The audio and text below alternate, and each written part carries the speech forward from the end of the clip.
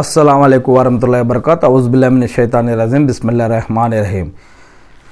మస్జిద్ లోపలికి వెళ్ళేటప్పుడు చేయవలసినటువంటి దువా ఏమిటి అని అంటే, మనం ఇంతకుముందు ప్రసంగంలో మస్జిద్కి వెళ్ళేటప్పుడు దువా నేర్చుకున్నాం. ఇప్పుడు మస్జిద్ లోపలికి వెళ్ళేటటువంటి దువా, శపించబడినటువంటి సైతాన్ బారి నుండి స్తోత్రముడైన కారుణ్యంతో నిండిన ముఖము గల సర్వశక్తిశాలి అయినటువంటి అల్లా యొక్క శరణు వేడుచు ఉన్నాను.